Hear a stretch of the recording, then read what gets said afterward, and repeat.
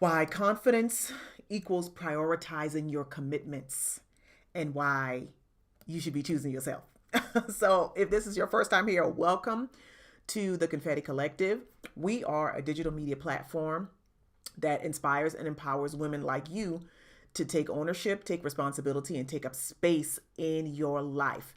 And I am Mo James, certified confidence coach and founder of the Confetti Collective. And Mondays with Mo is my weekly show where I get to come in and talk with you about all kinds of things. And like I said, tonight we're digging into this conversation about priorities because I definitely think that on this confidence journey, once you kind of become aware and you develop like this higher awareness about the life that you are creating, then you will also have a higher awareness when things come into your life to distract you or to take you out of that growth journey. And we have to recognize and acknowledge that before we can commit to support anybody else, we have to commit to support ourselves. You know, they tell us on the airplane, put your oxygen mask on first. And we use that euphemism all the time, but we don't often practice it. And I want to talk about why we need to, because we just need to. We absolutely should be prioritizing and choosing ourselves first.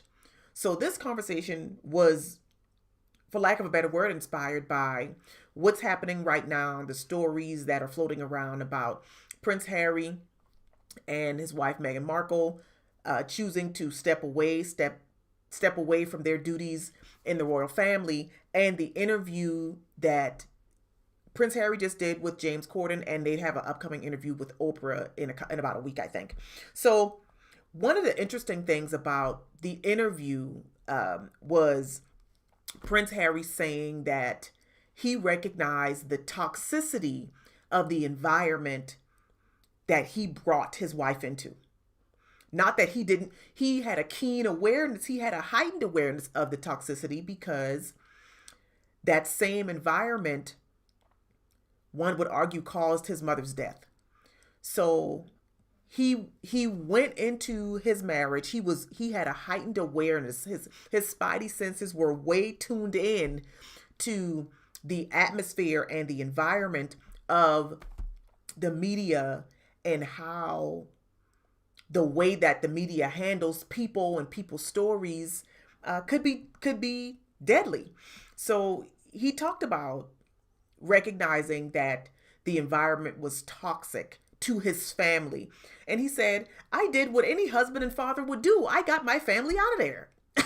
Like, I don't understand, like, why are people even questioning why he did it? Because clearly he was aware that that wasn't an environment that was going to be supportive or nurturing for his family. So he had to make a decision that was in the best interest of his family.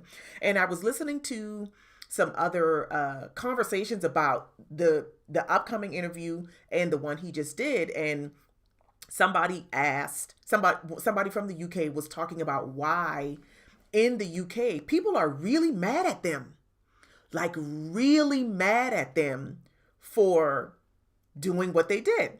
And the person who was explaining said something to the effect of, well, he was born into a family that chooses duty, so people really feel like he abandoned his heritage.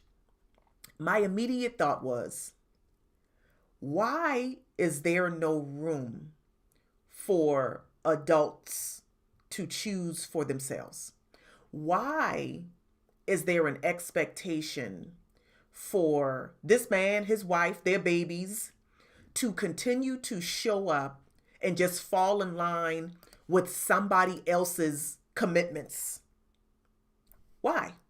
Why do people, how do people not be able to, I know how, but people just aren't able to accept when you make a decision that is in your best interest. And I understand why. I understand it. That doesn't make it right. But I understand the backlash that sometimes raises up. And I also understand how the fear of that backlash will keep women, oftentimes keeps women choosing or staying in situations for far longer than they need to, simply because they're afraid of people being upset with them, because they were afraid of being ostracized, because they were afraid of being othered when you choose yourself. Because that happens. We see it. We're witnessing it right now. And it's interesting that people will expect it's interesting that the people who treat you badly have an expectation that you will keep showing up to be treated badly. Like, what? No. You can choose yourself. You can choose to opt out of environments and situations and things that you recognize are dangerous for you. And stop caring about what people think about it. The people that disagree, stop caring about what they think. Because if you know, when you know that the decisions that you are making are for your highest and best, then you will also be able to discern that the people who disagree with it are not interested in your highest and best. So once you have that awareness, then you can release yourself from concerning yourself about what those people think. So let's talk about the thought pattern that kind of creates this type of friction. So I've said before in a live broadcast that confidence is an ingredient for healthy thinking. And that's because confidence-centered thinking is cyclical, meaning it recognizes the cycle of life. Confidence-centered thinking is at ease with life. Confidence-centered thinking is not butting heads with life. It recognizes and realizes that life has a natural ebb and flow, and confidence-centered thinking is in alignment with that. But most of the people who get mad, get upset when you do something that disrupts their flow are linear thinkers. And linear thinking is designed around the assumption that things are supposed to go a specific way. So because you decide for yourself that things are supposed to go a certain way, you have certain expectations tied to certain outcomes. It is very goal oriented. It is very linear, just like straight line. You're going to do this, and then you're going to do this, and then you're going to do this, and then you're going to do this. Linear thinking is a recipe for impatience, judgment, frustration toward yourself and others, unnecessary stress. It does not acknowledge and honor that there is a natural ebb and flow to life, that there is a season for everything. Linear thinking is strict, and it is do not veer from this path, and the backlash from linear thinking is swift and can be vicious.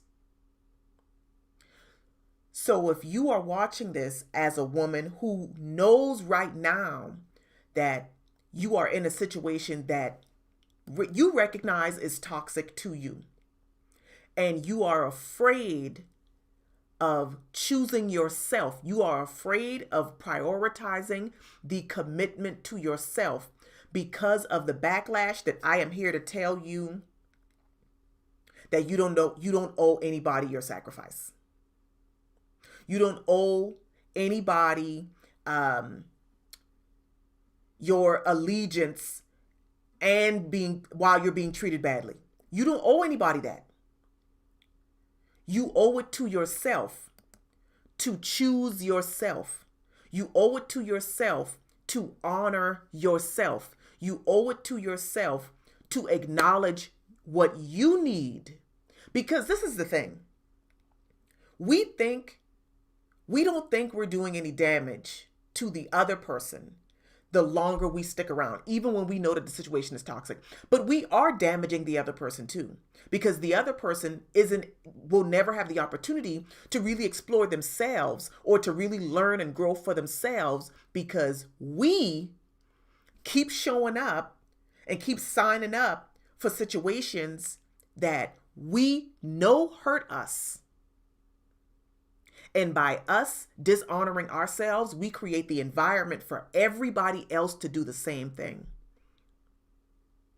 You have no idea how you deciding to prioritize the commitments that you have to yourself, how that will create space and awareness for even the people that will disagree with you to do the same thing. Like, think about the ramifications of this decision that Harry and Meghan have made, and how they've claimed their freedom. Think about how in future generations, other people that grow up in the royal family, will say, you know what? I don't have to stick around for this. I'm not obligated to this. I can choose what is best for me and move in the direction of that and find my happiness and find my liberation and find my creativity and find my freedom and find my joy. All of those things. What does this decision that they have made, what will this unlock for other people who will now have a lens through which to look at their own situations and recognize that their situations, they might not be a royal, but they might be in a job that is a hostile work environment. They might be in a relationship that they know is hurting them mentally, emotionally, God forbid, physically. But they now have a benchmark to look at and say, you know what? If Harry and Meghan can opt out of the thing that they recognize as toxic for them, certainly I can do the same thing for myself on my level. Because why not? Because if you don't show up for yourself, nobody will. If you don't prioritize your needs, nobody will. And it is time out for women to think so little of themselves that they will deny their own self for the sake of other people. That's not helping you, and that's not helping them either. Because what you're doing is you're creating bitterness and frustration in yourself. And you think you can mask it with lashes and makeup and oh girl, I'm fine. But those seeds of bitterness and frustration and anger have taken root, and they are growing inside you. Why would you choose that for yourself? Why? Why would you sign up? Why would you raise your hand and say, I'll take some of that? I'll take some of that dishonoring of myself. I'll take some of that putting myself last. I'll take some of that martyrdom. I'll take some of that showing up for everybody else and skipping me. No, that is not it. That is not the life. That is not the life. And I believe that women in particular get caught up in these types of situations because we don't know ourselves. I have been talking a lot about identity, and I'm recognizing that I'm feeling led to talk about identity so much because there are a lot of women out here that do not know. You can't own your identity when you don't even know what it is. You can't show up for yourself when you don't know who yourself is. And it's that identity crisis that's happening internally that causes us to say yes when we should be saying no, when we know we should say no, but because we're so afraid of hurting other people's feelings, we deny ourselves because we're not even clear on who we really are and the value and the worth that we already have. So we dishonor ourselves on the regular. We let people take advantage of us on the regular. We don't advocate for ourselves on the regular. We sit down and be quiet when we know we're supposed to stand up on the regular. We go along to get along on the regular because we're afraid of conflict. Like, come on. And we do all of that because we don't know ourselves. Because when you know who you are and you know what makes you brilliant and you know what makes you worthy, then you will treat yourself that way. You will handle yourself with care, and then you create the standard for other people to do the same thing. You will be okay with yourself so that you won't break your back trying to please anybody else, because you recognize, if I can't please myself, like, I'm not going to sign up for things that create the opposite of what I want for myself. If I don't even know how to honor me, I certainly cannot expect somebody outside of me to know how to do that. So we hold ourselves to a standard. And because you hold yourself to a standard, then you hold the people around you to the same standard. Because you know who you are and what your value is. And you know that you being on somebody's team means they win. Because you know what you bring to the table.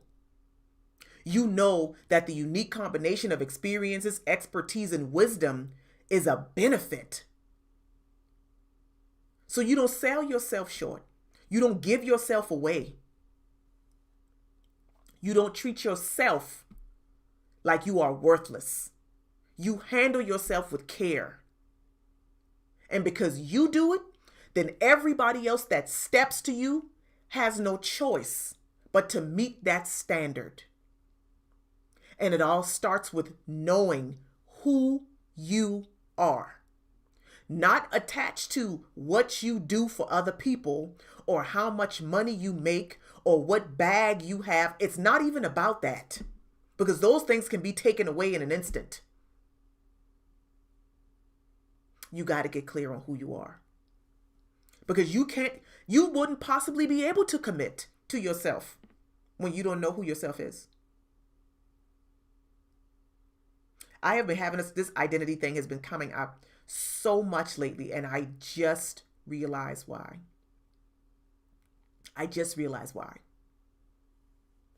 So, confidence equals prioritizing your commitments. And that priority, that hierarchy of commitments begins with yourself. You are number one on the list. That's not selfish. You are number one on the list. I heard Iyanla Vanzant say one time that when you give from an empty cup, when you pour from an empty cup or a depleted cup, you make the other person a thief, because you are allowing them to take what is supposed to be for you. So you're not helping them. You're actually making them a thief.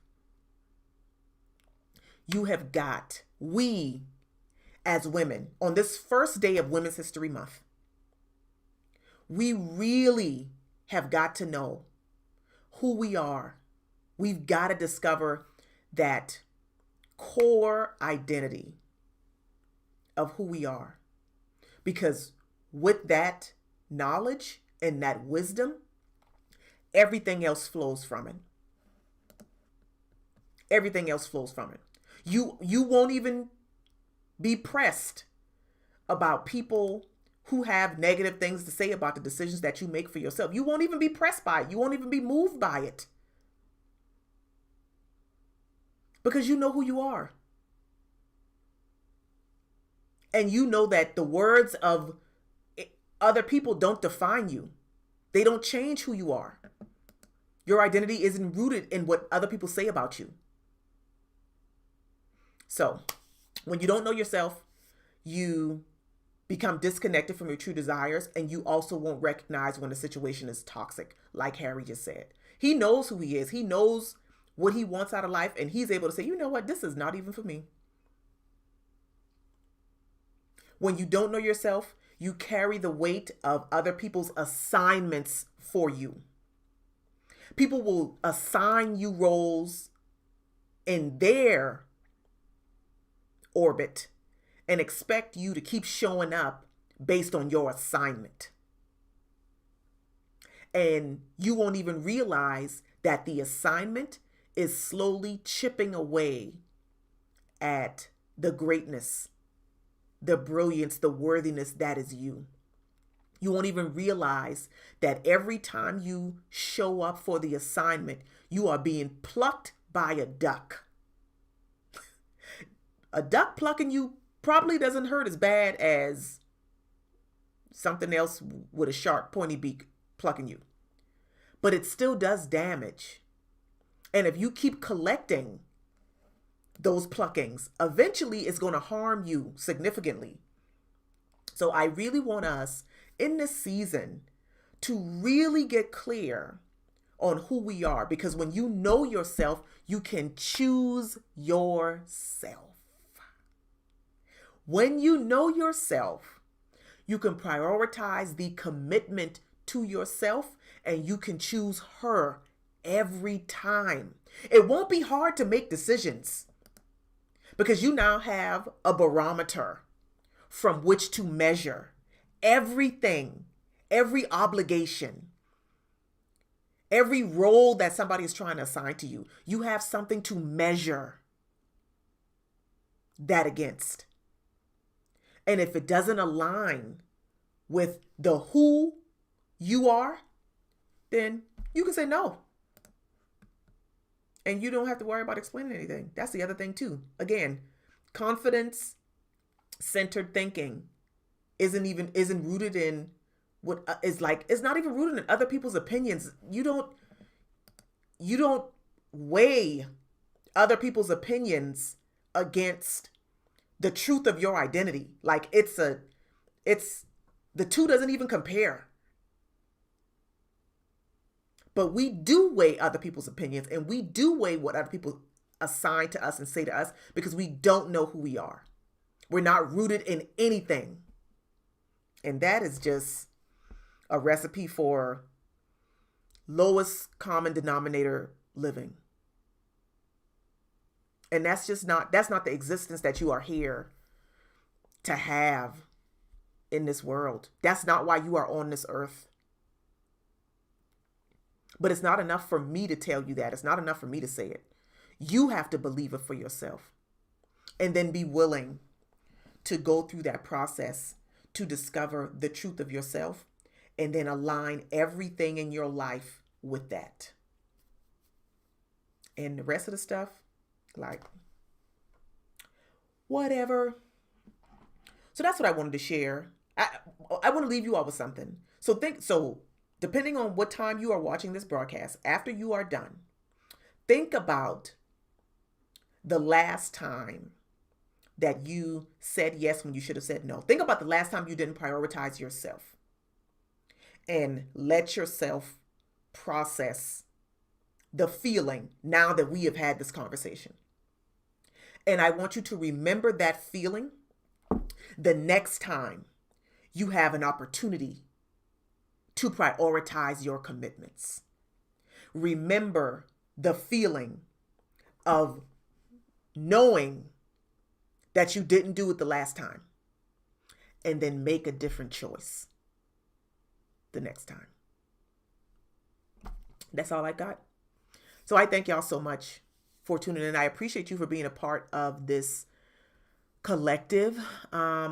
These are conversations that we need to have. I mean, I'm all for the fun and all the other stuff, but right now we have got to be sure.